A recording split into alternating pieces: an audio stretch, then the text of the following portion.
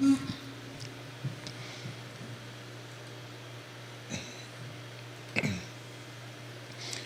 Wednesday morning, guys. My name is Jerry Miller, and this show is called Real Talk with Keith Smith. Thank you kindly for joining us live on the I Love CVille Network in downtown Charlottesville. A show today presented by Ross Mortgage and Scott Morris. Ross Mortgage, Scott Morris, making dreams come true. Yes, the property in North Garden is percolating the socials. You name the social, people are chattering about the North Garden property that's now on the market for $6.2 million. I will get Keith and Scott's opinion on that property on today's program, but we have so much more we're going to cover first. Judah Wickower, let's welcome the gentleman to the program with a studio camera shot and a 3-shot following. Gentlemen, good Wednesday morning. Hey, happy Wednesday. What's going on, guys? How's everybody doing? Doing great. I'm drinking water, so it can't be all that good. Okay. But you're here. I'm here. You're doing Real Talk with Keith Smith. And Scott Morris and Jerry Miller and Judah over there. Yeah, the meds, too much coffee, and the doc says cut back on the coffee with the meds, so I'm drinking water today. We're going to educate the audience over here. Scotty Moe, the show is yours. The market, what are you seeing today, my friend? Today we're kind of flat, but the trend has been downward. And we're in like a, if the Fed managers across the nation could stop speaking so often, I think we'd stay that way. But we're in a downward trend. You know, we've come off the highs that we saw in December, and we've been trending downward ever since, and we're continuing down that path. We saw still some bank nervousness out there, and we're starting to see some softer earnings come in from corporate across the America, and what that is equating to is the bond market believing that the Fed is truly done, although I think they've definitely got 25 bips coming in May, and another inch up, but there's probably a pause coming after that. So that, which has been in line with what I've been saying all along. It has been in line with what you're saying. So, some publications are saying a chance for an increase in June as well. That's right now marginal. Some are reporting flat. Prognosticators are calling it a 25% chance that June's going to include an increase. Hopefully that does not happen, and the last one's in May. Keith Smith, jump in. The market, your eyes. Yeah, so I can tell you from a sales perspective, for being in the trenches, I just took a look at week over week. We do this all the time, right? Last Wednesday versus this Wednesday, there was a 61% increase in sales. We jumped from pendings from 66 last week to 106 now, but the inventory is pretty flat. It was 82 last week and 88 this week. So we've been talking about this for a while. Inventory is staying flat. I think you're seeing pendings jumping up. And actually, I figured out a way, and at some point we can talk about this, through my Paragon system, which is a bit clunky, is actually now can figure out what's sold, which is cash, which is conventional, and which is FHA, if that's of any interest to anybody. I'm curious for that. So speaking about that, and we'll touch base on that in a minute, but I think agents who are out there, you'll start seeing more FHA offers due to some of the changes that have come about that we're going to talk about. But yeah, and as far as the increase, the 61% increase, it was super duper competitive over the weekend. I had a grown man break down in tears on the phone with me yesterday. I'd asked you not to talk about that in front of everybody. Please but don't. You had a grown man, one of your clients break down in tears. This market is bullshit was how it started, and then he deteriorated. How'd you handle that? Walk us through how you managed that. I started with, look, we knew this going forward, and you can't get emotionally attached to every offer. Continue to go out and look at, get a list. Get that list into your search for the things that you want, and then go out and we'll individually attack things as you come up. Let's start looking at properties that maybe have a little deferred maintenance, or you think that your wife's dad was a contractor and knows some people. Let's put somebody in place that can walk through with you, and let's come up with some. Let's look at some other options to get you what you want, because if you are married to going after these choice properties, you're going to continue to have some feels, and just trying to open his eyes a little bit to what else is available to him and how we're going to be able to create the best plan going forward. So I'm glad you brought Nice. that.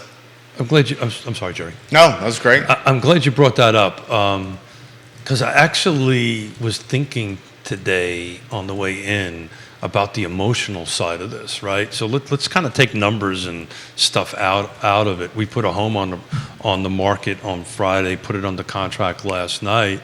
Multiple offers, and my ride in was the phone call to the agents, right? I'm sorry, this didn't. And it's not just the buyers and the sellers at this point. There's a lot of emotional pressure on the agents, and I was very fortunate. All the multiple offers are on the table were what I consider Class A real estate agents, and you can start hearing the Demoralization. There you go. The dispirit. Yeah, there's a lot of people out there who need to feel a win. You got to put something in that column because That's your confidence in the morning to Yeah. get up and put your suit on and your pants on Yeah. and your shirt on and go. So last 7 days. That's the juice that we chase. I mean, a lot of people say, it's interesting. A lot of people say, why do you get into business for yourself? I mean, I get into business for myself undoubtedly to make a living and to make a better future for my family. But I get into business for myself to meet people and to do deals. It's that juice. I mean, it's the competition of being the best version of myself in a professional setting every day. And part of that is closing deals. And it's interesting. When you're in the business world, like we all are, when you don't close those deals, not only does it impact you The bottom professionally and the bottom line, but it does start impacting you from an emotional, confidence, psyche standpoint, where you start wondering, what am I doing wrong? Am I doing something right and wrong? Like, is my time do you ever think about it? So I think there's about that all the time. Yeah. So there's Activity breeds this activity. show on Netflix. It talks about it's a bunch of different professional golfers, and The long shot or something like that? yeah, I think The documentary with the pro golfers. yeah. And it's fantastic. I watched it. And there's a line in there that where God, what's his name? He's on Live Full now. Swing. Full Swing. Yeah. Is that Brooks Koepka? Yeah, that was the best Brooks one. Koepka says, when you've got it, you never think you're going to lose it, and when you don't have it, you never think you're going to get it back. And I think that is the feeling that rides with people. Strawberry. He's got a sneeze right here. Strawberry. That's why he's saying strawberries. We're talking about, and anyone can relate to this. You don't have to be in the real estate business to relate to what we're talking about. The confidence that comes with closing deals. Activity and when you always- have a drought, how it impacts your confidence and how that creeps into other aspects of your life. Activity Other aspects of breeds your life. activity. Positiveness breeds positiveness. Negative breeds negativeness. But again, these phone calls I had to make, which was a substantial amount on the phone in. It was like I had one agent say, "Well, how am I supposed to tell my client this is the sixth one they lost?" And we actually talked about that for 10 minutes on the And ride in. This is what you did. I said, breaking up, can't hear you. Breaking up, can't hear you. You referenced probably the story of 13 deals with your daughter. That's exactly And how what they I- struck out 12 times, and on the 13th they got it. I spoke from a place of experience. Yeah. That you just need to do that. But I'm looking at we've got the last 7 days, 80 transactions closed, right? 32 of them were cash. Just think about that. Out of 80 transactions, this is the whole footprint. 32 of them were cash. 33 were conventional. Then all the rest of them are like FHA's not specified. USDA was 2. VA was 6. Would love to see that number much bigger. VHDA. But almost half, not quite half, a little bit less than half were cash. And that's a demoralization because all these other offers were really good offers, right? The agents listened to what my client's concern was. In most markets, you're talking winning offers. Well, how do you turn down a cash offer? You can't. Well, you can. We've done that before, right? It's difficult. Well, if the price is X and the cash offer is So A. the gentleman that upset Emotional. that I was emotional. I was speaking with. So they were 10% over list price, Yep. and with a $10,000 appraisal gap. And I talked to them. I said, look, I'm with you that you're kind of stretched as far as cash in a pocket if you have to cover this, and this is your best offer. But at the same time, this is really strong.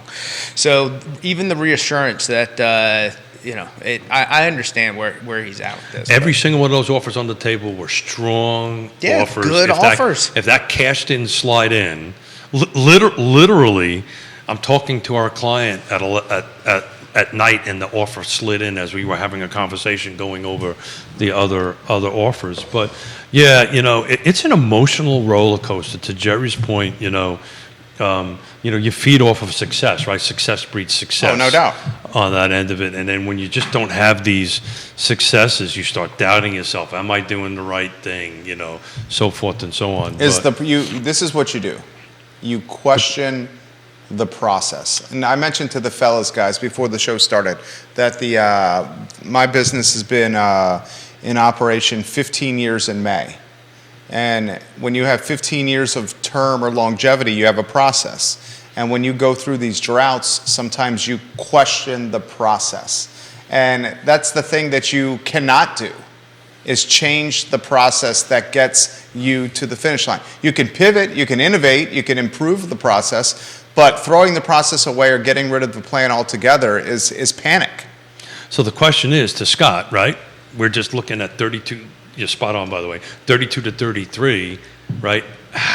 What can we do to help the buyer who is financing compete? Let's assume we got equal cash offers. What can we do to help that? Or we just got to say, well, we throw up our hands, can't compete against cash? I mean, I've won against cash before on finance deals. So what can you coach us through? Well, it to depends help us on with that? I mean, that's a tricky question, because Of course it is the cash, if you're talking, is the offer equivalent to cash, or is it higher than the cash? If it's higher than the cash offer, so it's interesting. I'll talk about what's on. I can't go into details, but I'll talk about it in just generality, that it'll make sense. It was very interesting because when I sit down with a client, I do a net proceeds sheet, right? So these are my multiple offers. This is your closing costs, right? This is how much it costs you to get the house, seller concessions, yada, yada, yada. And it was interesting. The next closest offer, actually net proceeds was exactly the same as cash. The only difference is there was no appraisal, right? Everything else there was a home inspection that was still in it, which was great. It was, HOAs included in it, so that was given all the way through.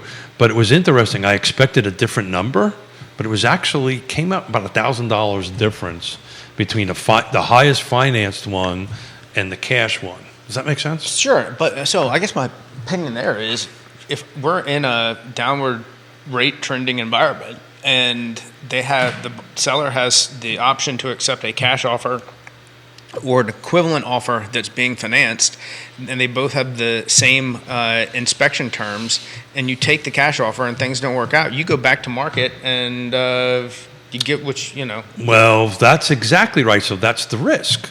I don't know that is a risk right now with the inventory that we have. I mean, if it's priced right, if it was overpriced to begin with, and you sat on the market for a month, we priced it right. Yeah, that's all right. That's what I'm saying. If it's been sitting for 90 days and you haven't had an offer that they've been willing to accept, then you have a problem. But no, well, multiple offers coming in within the first 3-5 days, then you take you take the risk on the best offer you can receive, and then if you go back to market. Good morning, Quentin Beckham. Love when you watch the show. On Wednesday, this question came up, and so in your footprint, which is pretty substantial, what markets are you seeing slowing down a little bit, or where there isn't multiple offers, or? That's the conversation I had yesterday.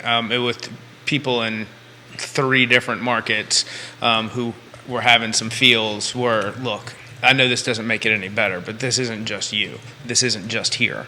Not in Virginia. Yeah. Well, we looked on Wednesday that Buckingham had a bit of a drop. Okay. In Buckingham, it was quarter over quarter. there was I think a substantial, I'd have to dig up the number. I can't remember what it was off the top of my head, but it was a substantial drop. And I think it's because it's at the price point, right? The interest rates, I think, are just impacting enough, and folks are kind of moving in a little bit. But it was pretty substantial. Well, let's jump on this. Am I being punished because I have good credit conversation? There you go. No, you're not being punished. The FHFA, the Federal Housing Finance Agency, has an obligation to try to create, their mission is to try to create more affordable housing.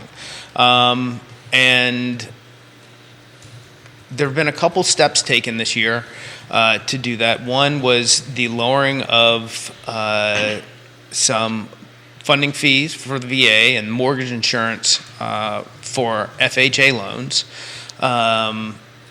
to make them more competitive. And one of the things that the Fed side was worried about was if we continue down this downward trend in rates, that there'd be an avalanche of refinances, and these loans would be,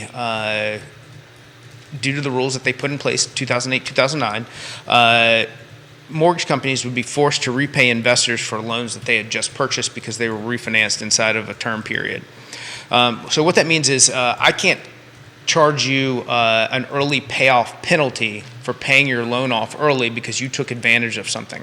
But we as a company are obligated to repay the investor. So we can lose largely inside of that 6 months EPO period. And the Fed thought that this was a danger for the economy if something like this were to happen. So that's how this kind of started down this road. And then they also put in some tiers that made it slightly more costly for someone with better credit. But does that mean that you should lower your credit score to get a better deal? No, you're still going to get a worse deal. You just wouldn't get as good of a deal as you would have before. And these are loan level price adjustments. They put these things in all sorts of places. The first thing that they did 2 years ago, when second homes were becoming, while mortgage rates are still very low, people were going out and buying second homes, and then they were turning them into Airbnbs. And the Fed considered that a risk. So they took a huge LLP and placed it on second homes, so it became more costly from an interest rate perspective to buy a second home. In doing that, that slowed down the purchase of second homes because they feel as the economy slows, what's likely to happen is that there will be a softening in the Airbnb investment rental market, and those properties will be the first ones that people walk away from. They won't walk away from their primary mortgages, but they'll walk away from this investment property that's no longer performing in the way they wish it would perform. So how does that affect the LLPAs that are in place now for purchasers and refinancers? If you're someone who has purchased a home, put down 20%, no mortgage insurance, you're probably paying a slightly higher rate, and it's going to be more costly for you to refinance. And the reason that they did that is because you were the target audience that's going to refinance. You should most likely have the cash to execute a refinance down the road, and you definitely have the equity to get to a lower rate. Whereas someone who maybe took an FHA, so they're at 96.5% debt to income, they don't have the cash reserves necessary to execute a refinance. So even if they wanted to get to a lower rate, they don't have the closing costs to able to fund the refinance. So those loans aren't going to be captured, and they're not going to hit investors, whereas your loan, you're going to take advantage of that as soon as you have the opportunity to. That's a good explanation. What do you think about this?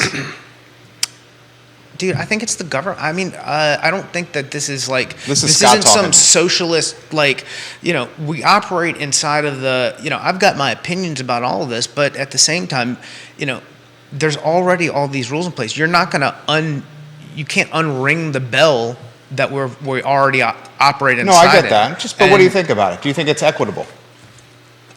I think that this is one of the better things that they have done. But from how it affects everyone perspective. What does that mean? I think that the government does things all the time that I think are effed up, that I generally disagree with. I think this has there's a penalty. You're already paying these penalties in many, many ways that you don't see or complain about. The story talks about this is happening May 1st. Investors have priced this in. Everyone who's complaining about it is already, either unaffected or they didn't know that they were affected by it when they locked their loans and all these other things. Like it's something that people were up in arms about that they didn't know that they were mad about. Well, I mean, it's a talking point because it's in the news cycle. Well, it's the way they did it, right? It's the way they, it's the clickbait scenario. Yeah, of course. So let's feed the rage. I'm upset that Tucker Carlson's not on the news anymore, so I don't know what to be mad at anymore. So now you're being mad at this. Tucker's going to come back on the news. And if you're just following that storyline, he's no longer at Fox. I'm kidding. I really don't care whether he's on television. Yeah, and that was a joke from Scott, because there's a lot of folks out there that have a take or a feel on Tucker. Well, the other side is Lemon's out, too. Yeah, well, it all happened in within 24 hours. No one's telling me what to be mad about anymore, and I'm very upset by Well, I have to tell you, Scott, you're not out. You're in. So here's the takeaway. I'm going to boil, and that was really masterclass. Yeah, great explanation. And it's very rarely when there's a guest on, I'm intently staring at you and listening, and I was doing through that trying to glean. What are you saying about the guests we've had on the talk show? No, it's Smith wandering off with his ADD. Okay, it's more about you. It's all about me. It's all about you. It's all about me and my ADD wandering off with a squirrel in the back over there. But here's the takeaway. This all happened in January, right? Or February. The mortgages have been priced into this point. Is that correct? So if that's what I'm saying. Like everybody's like, well, oh my gosh, this is they've happening been paying now, it, and they I've just got to didn't know deal they with were it. paying it. Yeah, exactly. This is something that's it's how the message was delivered, and how the message was delivered was through sensationalistic news outlets that twisted the headline to drive ratings. So here's the problem, and now we're talking about it. And I'm going to get on my soapbox here a little bit. This is the problem with this.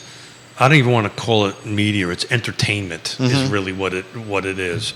I had a phone call yesterday from a potential buyer, honestly thinking, well, I'm going to let my credit score lower. No. And I went, whoa. Time out. They literally were thinking, well, hey, if I let my credit score go down to 6 something or whatever it was, whatever the math is on it, that I'm all of a sudden I'm going to be paying less in my mortgage rate. I went, no, that's not how this works. Let's talk to a trusted advisor. Let's talk to Scott. Let's go ahead and do this. You don't want to do that, but because of these headlines and because of this clickbait thing, people are thinking things they shouldn't be thinking instead of reaching out to talk to it. I mean, literally, this was a guy with a master's degree. He was a smart fellow. Because I'm just going to let my interest rate. Just, is jawing at the no, they're not actually going to stop paying their bills in order to. So it's interesting you said that, because the conversation went from that to I can't win a house, right? So this goes back to the beginning. The mindset. This emotional roller coaster everybody's on. I mean, we talk about the impact professionally of not closing deals and what that can do to people with a DNA makeup like us. Imagine the impact of striking out 12 times in a row to buy a home, and the impact that can do with anyone's DNA makeup. And that's what's happening. And the point I'm trying to add to it, it's not, that's not talking about us, but it's also not about the buyer and the seller. It's about everybody in the chain, right? We're not getting deals done. You're not getting deals done, right? And deals is a wrong word. We're not helping people with buying and selling homes. So we start questioning ourselves, as you said. Then that transfers to the client. The client's looking at you, Keith, I need you to help me through this. And if you're questioning yourself, it becomes this vicious cycle to go through it. So I think, we talked about this on, what was the Monday, right? Everybody needs to be a mensch. Everybody needs to be a good human. Everybody needs to be good to one another and help us through this. And it's especially important to emphasize that no one at this table sees this problem being solved anytime soon. Right. So if I had any take on what the FFA announcement and what the government should do. It goes back to what there should be some sort of incentive towards small to mid-sized builders to increase production there. More so than the Syntex owned. But how if they don't have the land to build on here? I have an interesting stat to share. I wasn't going to talk about this today, but I was asked by a couple of Board of Supervisors to go ahead and take a look at the sales quarter over quarter because they're doing some budget stuff. And they asked me specifically to include new construction in numbers, not how we usually pull them out. Yeah. And it's really interesting. If you don't use, and what I'm looking at has new construction numbers in it, but when you pull the new construction out for Albemarle County quarter over quarter, you actually go down a little bit. You include it, it goes up 3%. But it's interesting, the attached product, which is the townhomes, went up 18% quarter over quarter. The volume is substantially down, 20%, right? There's 20% less. But it was very interesting because they wanted me to include new construction because the assessment has new construction in it, right? So they wanted to compare apples to apples. So that's telling me new construction's been picking up a lot the last couple of months, because when we did this about a month ago, those numbers were not like that. So I think you're seeing new construction picking back up. And the reason I know that is I'm getting phone calls for people looking at dirt to develop. So that's starting. This conversation came up Tuesday on our conference call. Are we seeing new construction interest pick up because rates are dropping? Is that why we're seeing new construction uptick? I don't know. I mean, this is I think just rates could stay elevated and new construction is going to continue to win because there's nothing Better than you? No, it's because it goes back to there's an entire.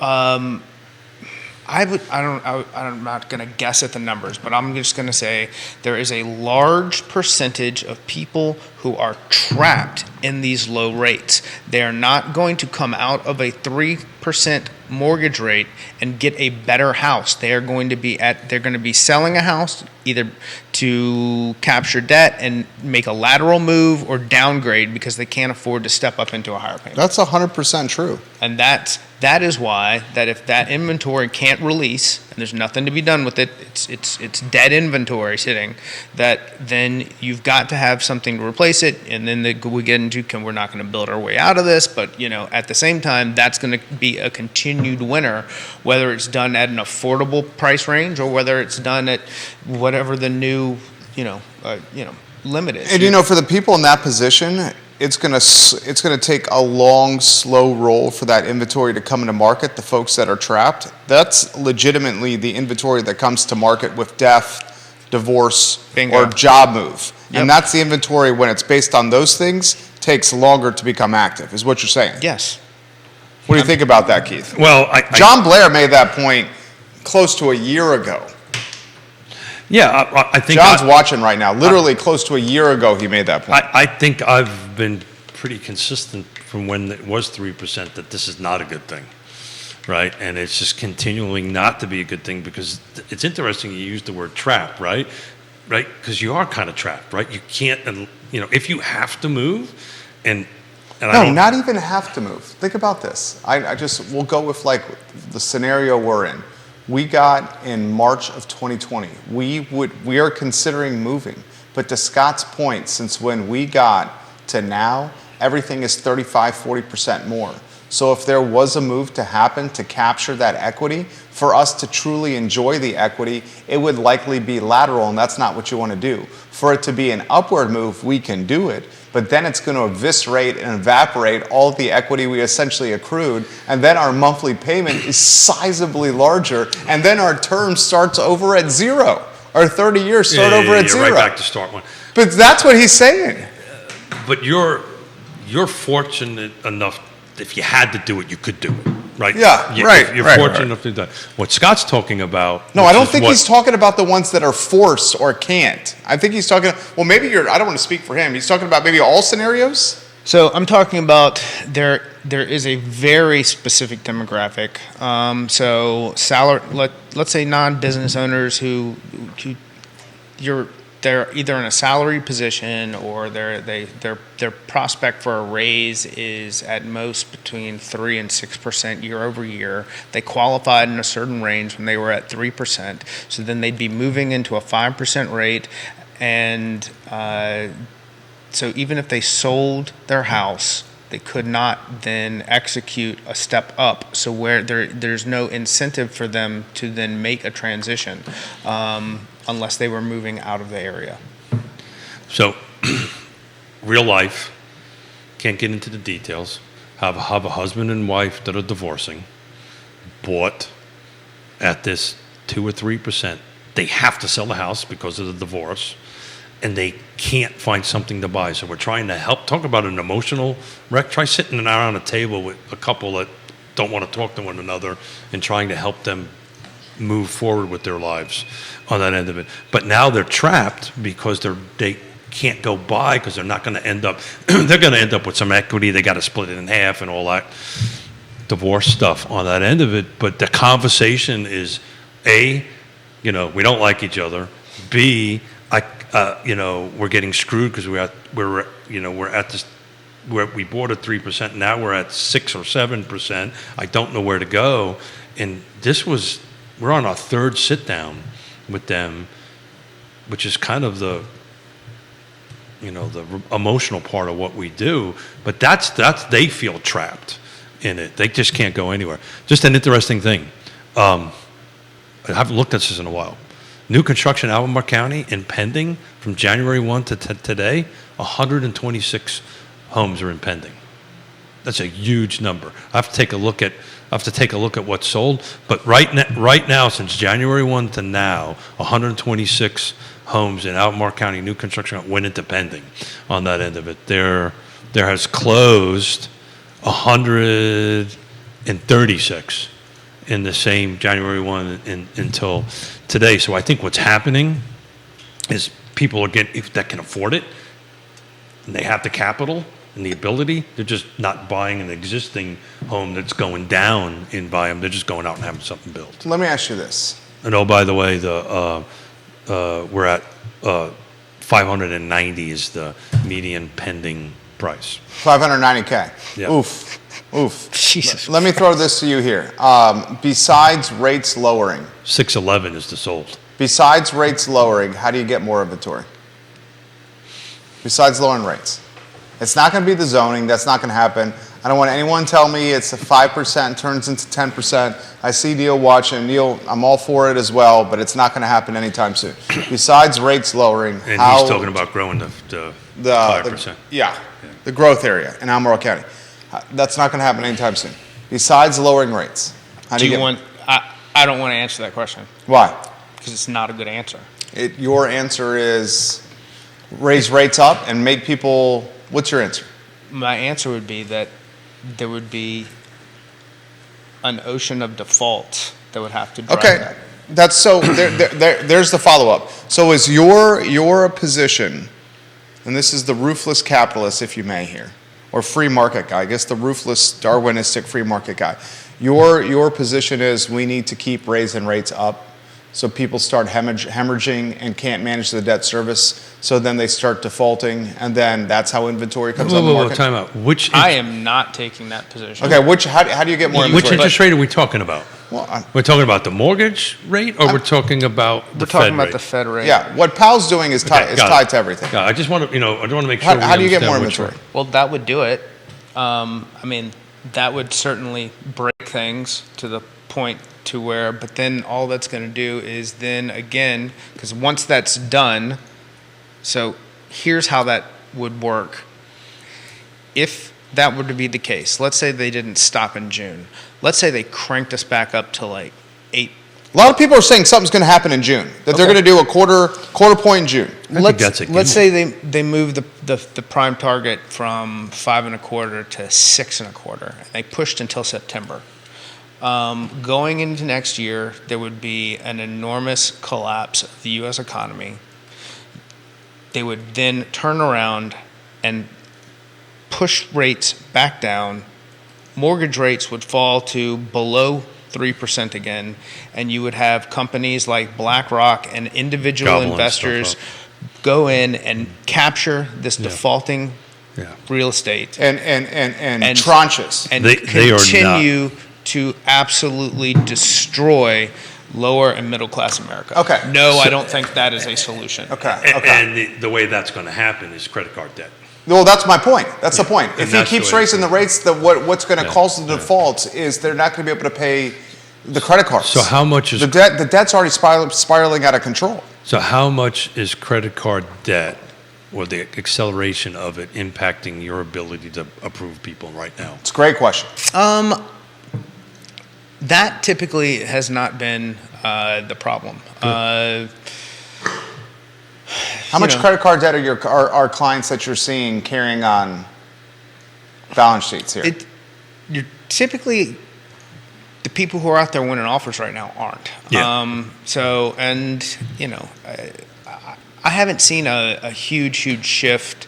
I've had some people who have reached out for refinances who are kind of getting there, which is, can we get some cash to solve a problem?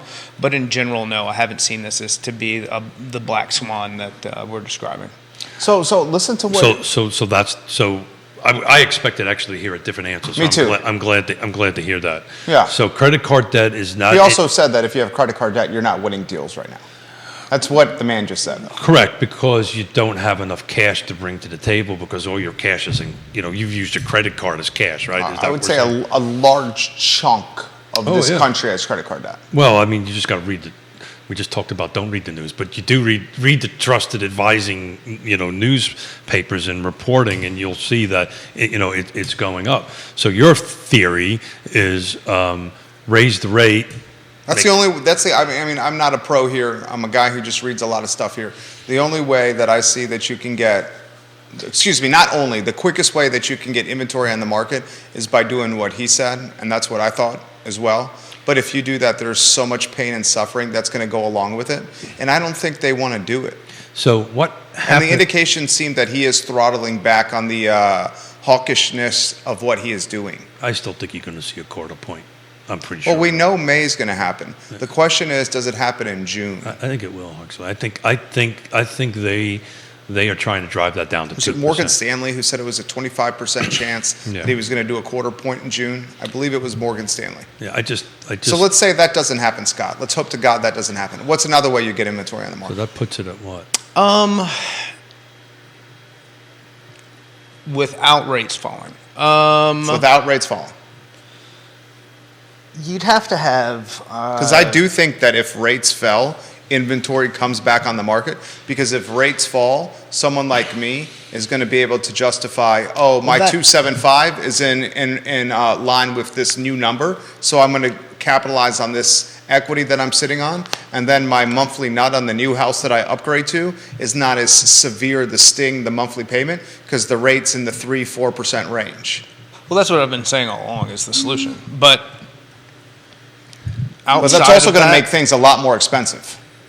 It's a two-sided coin, because as you're waiting for that rate to come down, prices are continuing. Oh, it's going to get more expensive. It's going to get more expensive, and you have more buyers. And well, it depends. You might end up having less buyers. So if this hypothetical we're talking about, which is a scary thought, as one who lived through the time of great unpleasantness and knows what this impacts, and before I lose my train of thought, what scares me about this conversation is what happened to the whole economy when housing blew up in 2007, 8, 9, and 10. It impacts everything. So I guess here's the point there. It would be a different mechanic, so it wouldn't be housing that collapses. I still think that auto loans are a very dangerous one. Given the amount that it costs to purchase, the length of time these loans are taken out for, and I think that's probably more dangerous. But then again, so you get more. So there's still subprime lending that exists on autos because people may not pay their mortgage, but they're going to pay their car note so that they've got a way to get back and forth to a job. It's literally the last thing that is lost.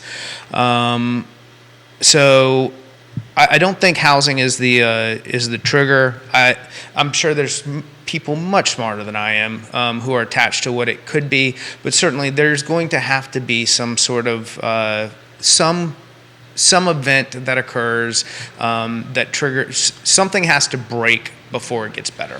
So again, I don't know what that something is. Well, Carly Wagner says the ongoing trend to corporate ownership and move toward limiting personal property. Carly watching the program. We love when you comment. Neil Williamson said Jerry Miller is right. Albemarle County Planning Commissioner Julian Bivens said last night he did not believe there is community appetite for increased density, nor is there a political will to expand the development areas. Don't look for exponential increases in inventory in Albemarle County anytime soon. and I There's agree. no political capital. Isn't that the mustache? Is it density the mustache? That was bet? Charlottesville City. Charlottesville City. Yeah, and I think Neil knows. I forget that there's a difference between. Neil Charlottesville knows City he and has lost Albemarle. that bet.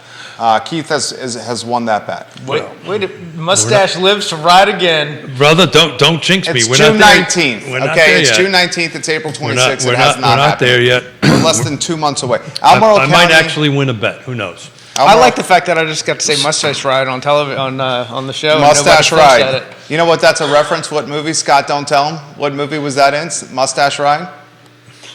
Keith, do you ever say out loud you want to? Okay, I'll stop right now. I'm I'm Judah's just trying to loving it wonder over- what movie It's Scott. Super you guys- Troopers. It's Super Troopers. It's an yeah, effing great wouldn't movie. have- Scott and I are essentially the same age Yeah, would and have not. the same habits for If it was a Monty Python reference, I might get it. But Super Troopers. That's it. So here's the situation, though.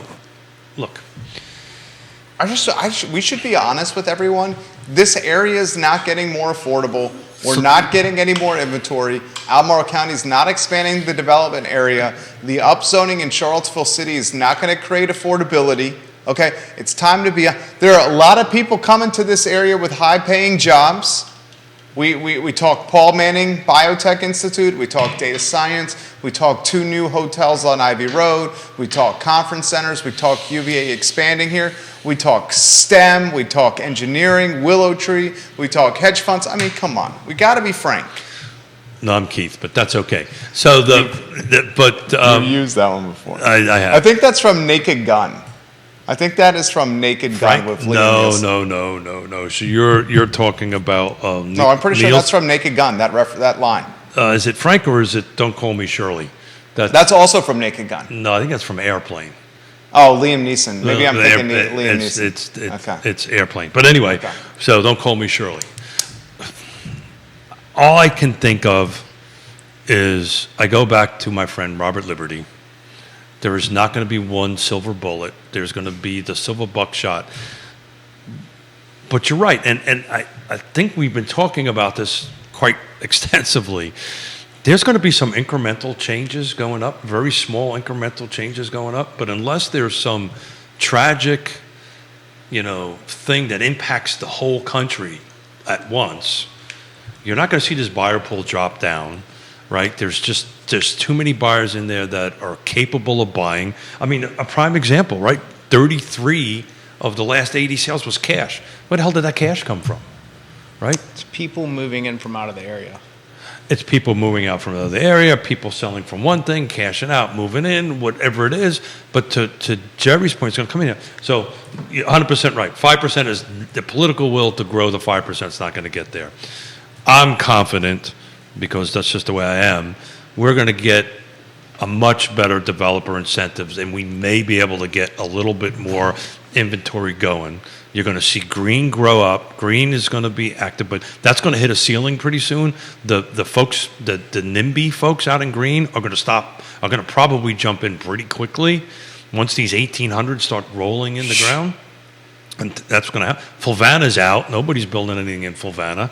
Louisa is starting to get that way. The Louisa County Board of Supervisors is, it's hard to get a project approved. So everything in our footprint. I saw the Stonewall Harley-Davidson, previously Wall Harley-Davidson, is moving to Greene County. Neil Williamson, who's watching this program, one of his stringers, fantastically talented correspondent Brent Wilson, broke that news on the Free Enterprise Forum website. Brent Wilson, one of the godfathers of volleyball in the area, broke the news of Harley Davidson, Orange County, moving to green. It's amazing all the stuff he's got stuck in between. I do, those I know. years. It's Really amazing. very photographic-esque. Yeah. I was Used like, it for good and bad. I can imagine. I was like, oh, that's bullshit. I've used Damn it, it, he's I've right. used it for bad as well. One of the things the NIMBYs were going after in green last year was the glamping site, which seems to have made it through. And that was only by one. That had 2 tries. It only got passed by 1 vote, if I'm not mistaken. Neil will correct me if I'm wrong. Glamping's a no-brainer. Why would they not want elevated tourism in their county? And then the people leave after spending money. So they don't tax their schools and their roads and their infrastructure. This is the shift, right? I'm looking at a spreadsheet. One of the reasons Free Enterprise Forum has got such great Greene County coverage is because the president of the forum lives in Greene County, as does ACE correspondent Brent Wilson. Yeah, I think he goes where the business and the news is. I don't see Neil often in Louisa County. Do you see Neil in Louisa? I'm going to change subject. Do you see him in Orange? I don't know the answer. Okay, the answer. I don't know the answer to it. He's in Almora. He's in Greene. Well, I don't think physically. Anyway, I'm going to move on. But I'm working on a spreadsheet, which is interesting, and I don't have an answer to it yet. But I'm looking at Fluvanna County's tax assessment. They set their rate last Wednesday, right? So I just actually happened to take a look at what my mother and father are paying, and I've been talking about this for a while. Their mom and dad are paying 17% more cash this coming year than they did the last year. So to them, that's $380.16. But their assessed value went from 264 up to 318. That's a 20% gain in assessed value year over year. This is not market. This is just this tax thing, and it's interesting. So I'm looking at. I just did a quick 10-unit assessment at the lake. Everything that's under around the $300,000 range, is having somewhere mid double digits, between 15 and 20% increase. The people that are like in the 400 to 600 range are only having low single digit. So what's happening is the people that can least afford it are paying more, which is kind of how this stuff usually goes. The people that live in the more expensive homes have incremental increases. For instance, mine is only 2%, right? And mine jumped, and I don't have a problem telling you everybody this because it's public. My 2022 assessment went from 502, and mine now is 523. I'm only paying 2%. I'm paying $68 a year more in my house, and my parents are paying almost $400 more. $400 is a boatload of money for a retired couple with no revenue coming in. And we're fortunate they can move in with us. I know. I mean, it's just. So 2%. My cash went up. I'm going to pay an extra $68 a year. My parents are going to pay nearly $400. I'm looking at another one that's 212 versus 214. Another street, a home. They're going up 15%. They're paying $300 more. Another one at 219. They're paying $400 more. It's not equalized. I can tell you that much. Pop, Anyway. Lenny, and what's your mom's name? Tina. I love them. Supermom. Yeah. And I don't even know them. I know Lenny. I know Pop. You know Pop. I've never met my Tina. mother. I've met her briefly. You met my mother. At the after party of Yep. your youngest daughter's wedding. Yeah. At Ix Park. Yeah. Hey, speaking. I believe I was eating. What food did you have there? I know you had cold beer. You had food though. It was very good. He thinks I'm actually going to remember that. You paid for it. Yeah, but that's. I tell you what, I never got to eat them, but for I instance, think we did tacos. Yeah, that's we right. did Brazos. There you go. I knew you would remember. There was Brazos at the place, and you had an open tab. We opened up a tab. I went and got 2 or 3 tacos. Two or three dozen, did he say? 2 or 3 tacos and two cold beers. There you go. And it was fun, Keith. Yeah, it was a lot of fun. Yeah. I sat on the cooler in the shade. There was such a little shade on that day. Talk to Pop. There was one tree with one little piece of shade over everybody's there. huddled. Everybody's huddled around it. Yeah, it's everybody needs to be patient. Everybody needs to be understanding. This is going to be difficult. This business that we all do. This sphere of housing. Everybody that's on on the partners tab at Real Talk. The supply chain. On the supply chain. You know, this is what we're experiencing now, unless there is a pop goes the weasel moment. Sorry, just trying to make a little fun out of it. That we all don't control. This is just going to be a struggle for a long time. Long time. For a very long time. It's not, this isn't going to be solved anytime soon. That's why, to Scott and Keith's point, take the sting now as opposed to taking the sting 24 months from now, because the sting is not going to get any easier to swallow or handle. Well, I know this off the top of my head because I look at Lake Monticello. You gained 10% in your value if you bought a home last year versus now first quarter. That's crazy. You gained 10%. It's crazy. Yeah.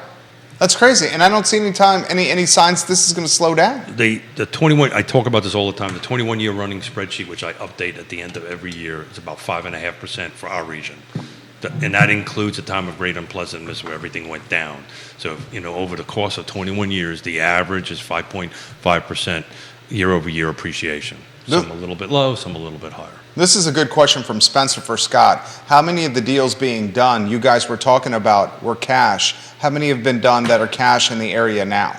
I don't see cash, so. You said you can call that up, right? I just did. So out of 80... No, for the whole year, he says. Year to date. Yeah. Well, if you talk a little bit while I can get you that information. Year to date, he's going to give us cash deals in the car footprint. That's amazing that you can give us that information right there. And you think the cash deals are people coming in from out of the area that have sold their house? Absolutely. That's what's happening? Yeah. Unbelievable. This is so crazy. And do you think this is all the collateral damage still of COVID? Yes. I think that, and I think the hangover is longer than we think it is. The hangover is still going on. Yeah. So I'm gonna do. This is what happens when we allow the government to try to intervene with things. Right here. Mm-hmm. This is what happens. Right, Judah? Judah's nodding his head as well. So I'm going to do Albemarle County because it's just going to take me a little too long to go ahead and build it up for the whole jurisdiction. So just hang on for 1 minute. Folks. Albemarle County is good. You're using Paragon to figure that out? Yeah. There's I learned something the other day. I learned this today. Well-hung vineyards, there's 3 of them.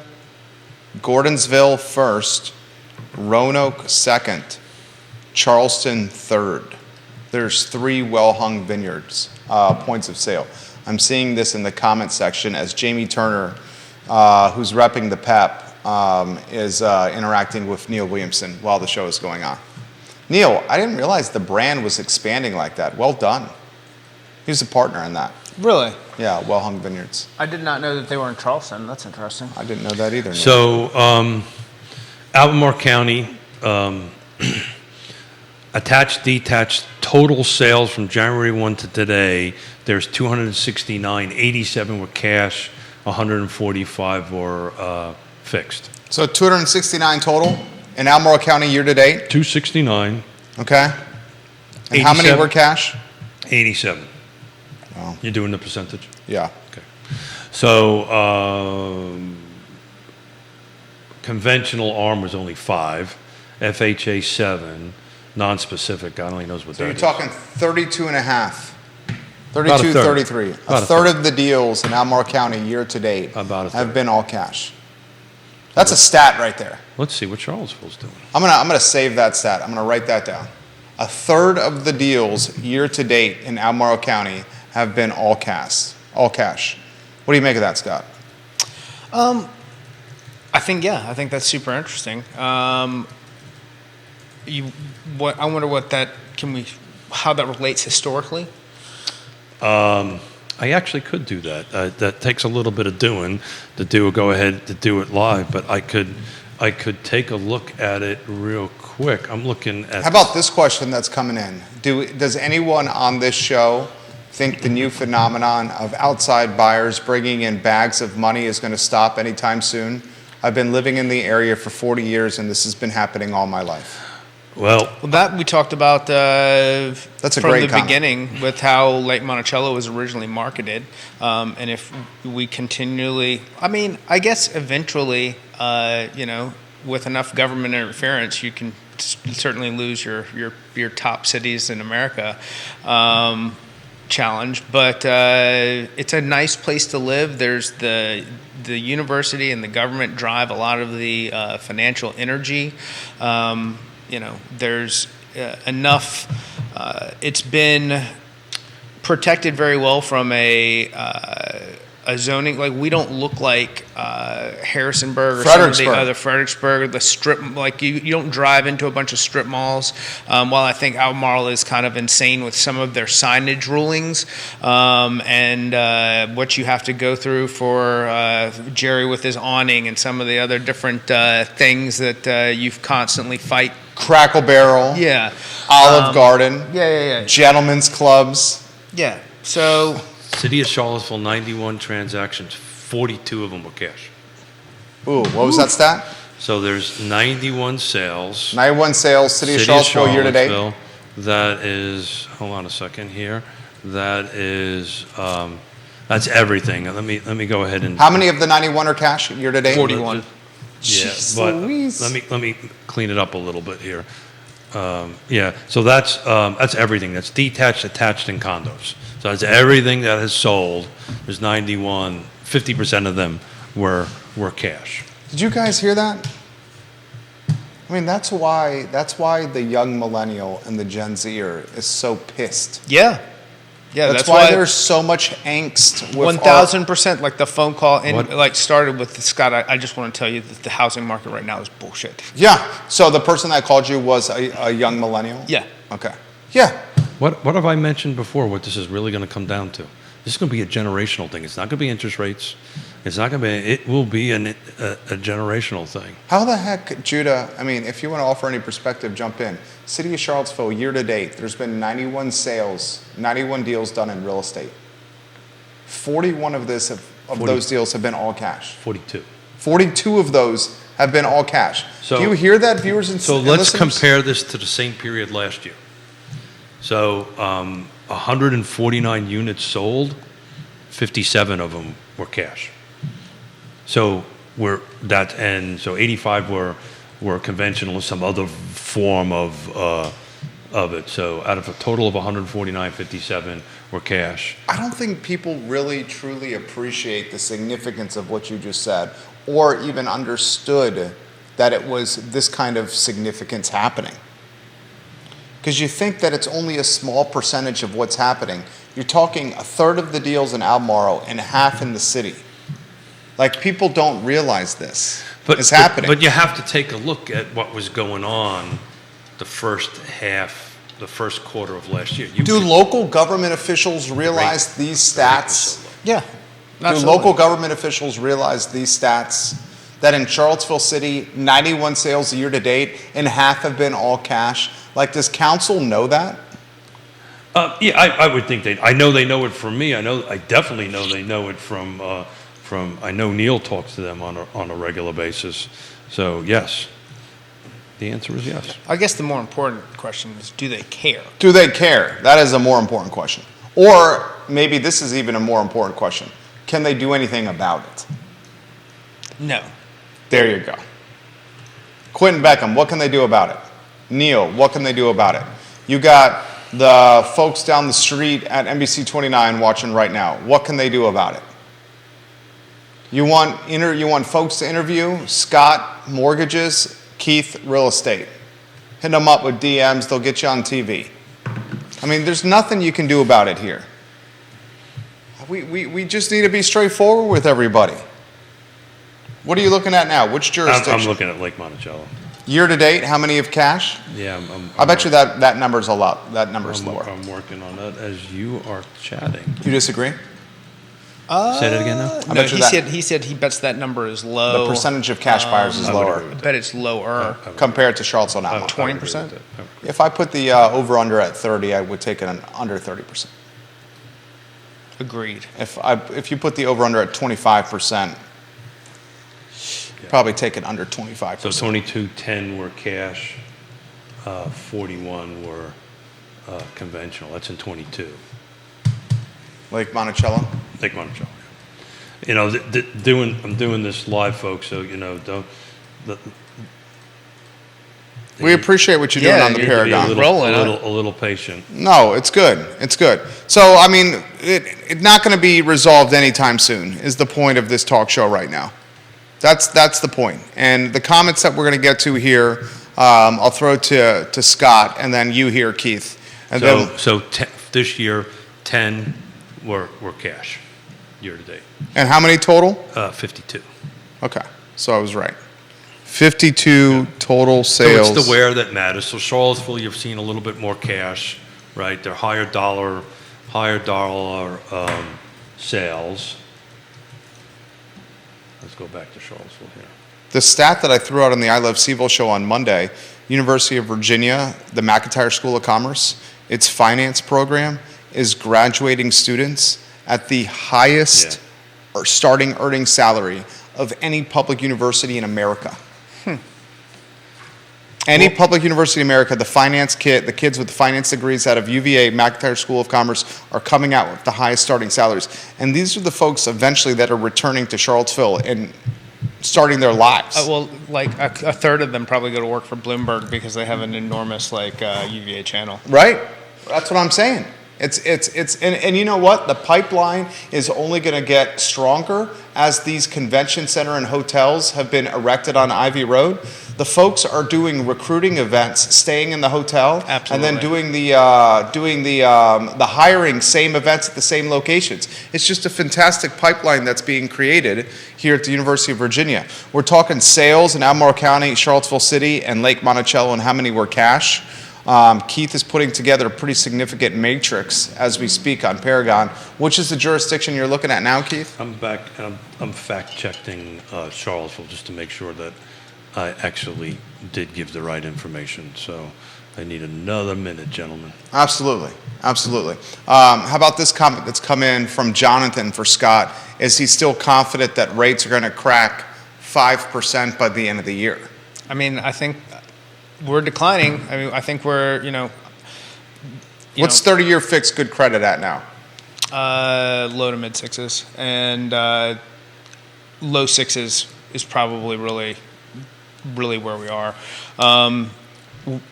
But that's going to spike back up, probably into the mids, and then we're, to give an example, I had an FHA borrower paying almost very little in discount points, who was in the fives locked yesterday. So That's pretty damn good. So I just rechecked Charlottesville. I wanted to make sure I did the math right and looked at it. So 2023, there was a year-to-date 91 sales, 42 were cash, 40 were the rest of them were either conventional or some of these other options. 2022, there was 149 sales. So this is everything attached, detached, and condos. 57 were cash. The rest were some other loan product in it. So That was Charlottesville City? yeah. Give those stats again for 2022? So 23. This is 2023? Okay. 2023, 91 sales. This is detached, attached, and condos. Okay. 42 were cash. The rest were some other loan product. In 22, there was 149 sales from the first until today. 57 were cash. The balance were some other loan product in that. I just So wanted the to double check. the cash buyers are escalating. Well, and we were talking amongst ourselves here for a quick. The reason why 2022 didn't use so much cash, why would you use cash at 2? Well, because the rates were so low. Yeah. So, Well, for the first half of the year. well, we're looking at the first quarter, right? So it's quarter which to goes quarter. back to the argument of also when investors were the most active was when things cash flowed the best. Yeah. The Prices. opportunities there. So if we saw some catastrophic, some black swan event where all of a sudden we had tons of inventory come back on, and rates were to fall to support a struggling economy, you would see investors immediately jumping back into the game. Yeah, I don't even think if we drop rates that it's going to help with affordability at all. I think you're just going to see more people jumping in and driving prices up. It's hard not to get dispirited for the folks. Well, one of the results of the Regional Housing Partnership was... It's hard, but don't make it harder by stopping the process, because if this goes back into the best time to buy real estate was yesterday, and the next best day is today, then let's keep pursuing the dream. That's well said. That's very well said. But the folks are doing it at a clip that the folks at this table maybe did not have to do. I'm talking about a speed. So a question for Scott. So if we go, because this is the first time I really took a deep dive into the cash, and doing it live on a show is probably not the right way to do it, but I'll have more for Friday when I get a chance to sit down and do it. But let's say if interest rates drop to 5, that in theory should kick some of the cash folks out, right? Right, they're going to be kind of going back to 2022 little bit. You would think that they'd start exploring their options more than and keeping that cash, for other things. I mean, the reality of it is, we all need to come together and figure out how to change this inventory. I'm probably going to get kicked off the Thomas Jefferson Planning District Commission because of the statement, but building more houses will help. More inventory. It's just Econ 101, right? It's a supply and demand kind of thing. Well, that's what I believe needs to be incentivized more than anything else. So hopefully the Regional Housing Partnership, under my mentorship apparently that I'm doing, we're going to have a roundtable discussion with all the players for Albemarle County anyway to figure out how to do this incentive program, because the one that's on the table right now equals 0 new homes, and I think they realize that. So maybe we're going in the right direction. Oh, I just got a direct message from someone at UVA that says the Hampton Inn and Suites in Charlottesville at the university has been acquired. Oh. By the university? The Hampton Inn on West Main Street. Yeah, I literally am reading this in real time. Located on Main Street, adjacent to UVA and the UVA Medical Center, the Hampton Inn and Suites in Charlottesville at the university has been acquired. Noble Investment Group has acquired the Hampton Inn and Suites right next to the UVA Hospital on West Main Street. It's across from the Katie Couric Cancer Center? Yeah. That's pretty literally significant right across purchase. from it, That's yeah. a hotel on West Main Street. Yeah. There you go. All right, gentlemen, 11:27 on a Wednesday. All that tells you is business is being done and people are moving. I just don't, this is a great place to live. Otherwise, they wouldn't be spending the money to go ahead and buy something. We live in a place everyone wants to live. Hey, is there a hotel somebody could finish on the downtown mall? The guy pretty much told everybody he's not going to do anything until he gets hooked up. Until he gets what? Hooked up from Really, Charlottesville until the city City. I think that was a big you-know-what. He told Charlottesville City, I'm not doing anything unless you hook me up. Yeah. So it's either going to be free parking or subsidized parking for the hotel and Water Street or Market Street Garage, or it's going to be some serious credits, tax credits, construction, or on the back end. But this dude ain't doing anything until the city hooks him up. Interestingly, and I'm not trying to throw anybody under the bus here because it's Real Talk with Keith Smith. Got different rules here than the I Love CVille show. But a deal was put together that Michael Payne, in a lot of ways, kiboshed. Like, this deal was put together by former Mayor Mike Signer. So I think you needed to take a look at who was there at the whole time. I don't think you have the leadership structure that you have now. I think if that deal was on the table now, it would probably have different results. Oh, 100%. Different results. 100%. At that time, that was chaos. Yeah. That council was chaos. Yeah, it was. That was when Mike Signer was using a burner email account to correspond with reporters at the Daily Progress about stuff that was happening on council in closed session. Jesus Christ. He's the mayor. All right, some final thoughts. Keith Smith, show's yours. Yeah, final thoughts is I'm on water instead of coffee, and Mr. Smith needs to. He needs to hit the head. I need to hit the head. But look, homes are being sold. Reach out to your trusted advisors. We got one of them sitting to my right, sitting at the table, Scott Morris. The pool of folks to talk to is there. Be patient, as you just said. Yesterday was a really good day to buy. Today's a great day to buy. If you can't buy today, buy tomorrow. Stay in the game because these numbers are appreciating. You're going to be chasing an ever increasing value and get in that game now and get that value to be yours. And let's just be kind to one another, because some stories I've heard from the real estate agents that I was talking to, letting them know, appreciated the way I did it, because some of them just don't even call them back. They just put it in pending and they're left holding the bag trying to explain it to your client. So let's be professional, pick up the phone, be kind to one another, and talk to the other side so they can talk to their client to stay in the game. Beth Lewis, watching on Facebook. Fantastic show today, gentlemen. I try to tune in as much as possible. Thank you. I very much enjoy the Wednesday shows. Scott Morris, some closing thoughts. Open your mind, if you're out there looking and you haven't had success, to all of your opportunities. So if you've been looking at choice properties and seeing how many offers you've been battling against in doing so, take a look at reaching out to a contractor who can walk through a property with you and determine the amount of cost involved in getting that into the condition that you like to see it. And once you have that information, then let's look at what a renovation loan looks like and what your next steps would be. Other than that, if you're out there and that's not for you, then and you're just going to continue to strike the anvil, well, then let's just keep going after it. And don't become emotionally attached to everything that you do, because what really matters is the end goal, and the process is just the process. Nice. Scott Morris, there's your third sizzle reel right there. Well done, Scotty Mo. Keith Smith, Yes Realty Partners, a platinum award winner. Platinum. Keller Williams Friday party.